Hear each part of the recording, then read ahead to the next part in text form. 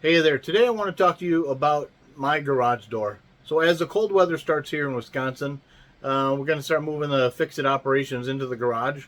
And my garage door here behind me you'll see is insulated, but it wasn't always the case. So I wanted to share with you how I did a do-it-yourself insulation job by buying a big piece of pink foam insulation and some Gorilla Tape. So check it out. So here's my garage door. And you'll see it's mostly insulated. It's been that way for years. But I pulled a section of it out so that I could show you how I went ahead and insulated it. And if you'll take a look, here this is just a thin, there might be a real thin piece of foam inside there or something, but pretty much it's not insulated. And what we've got going on here is there's like a 1-inch channel, as well as, up above right here. So how I decided to insulate it was to get some of this pink foam insulation and just cut it to fit inside the slots. However, I can't just get one big piece of foam insulation and cut it to that size and wedge it in place because of that lip. Here it's flat. Over here there's also a recess, and then of course I've already shown you this recess, so I want to be able to get a piece in there. Alright, one thing I want to address before I go any further is I did not want to use any kind of like spray adhesive or glue or goop or anything like that to make this a permanent thing, because that was messy. And if for some reason this pink insulation ever gets messed up by something that I do here in the garage, I want to be able to replace it, and I just didn't want the mess. So here you go, let's get back to the video. Alright, so then looking at the space here, what I did is I measured up into that slot down to where about the inside of this slot where it ends. So looking at about 20.5 inches inside that slot, and this one goes way deep inside. That's not as important, but a couple inches anyway. So with that measurement in mind, what I ended up doing was taking a piece of this foam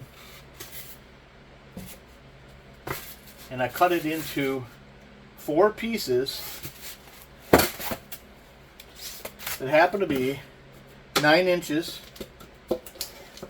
by 24 inches. And if you see, when I measured this, it's about 20.5 inches.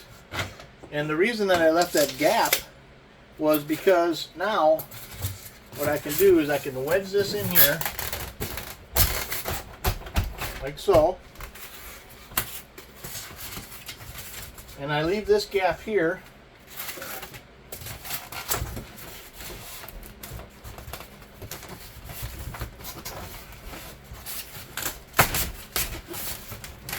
push it up inside there, right?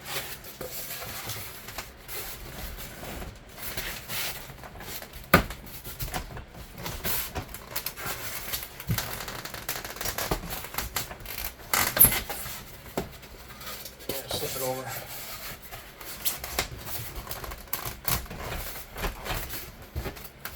All right.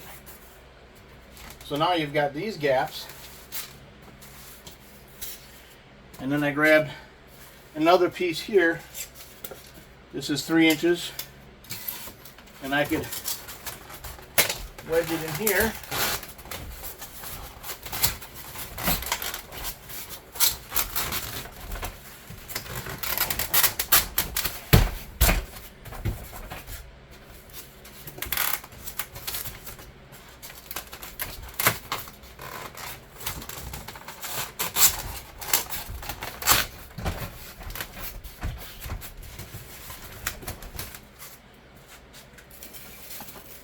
And then they kind of broke up a little bit, but I've got some skinny pieces here that are about an inch, a little more than an inch. What I can do is I can start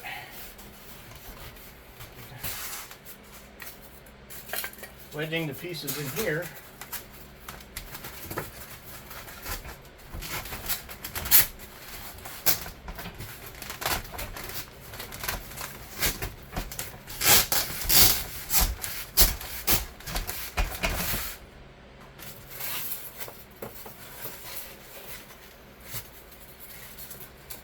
They kind of broke as I pulled them apart.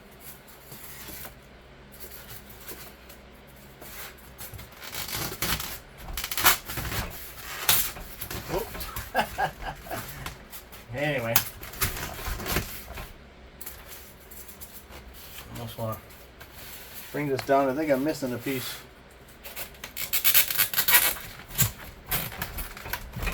Once I get all the pieces mostly covered up,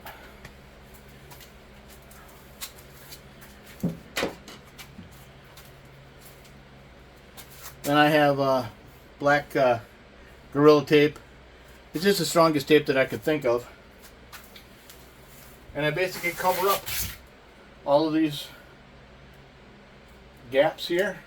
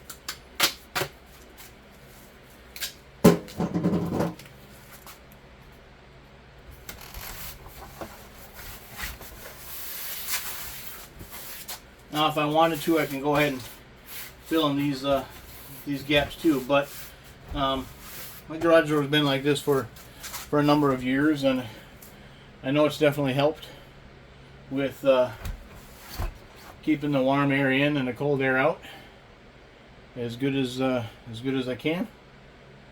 And all it did was cost me some pink insulation and some duct tape. So if that helps you out, then I'm glad I could help. And once again, thanks for watching and thanks for subscribing.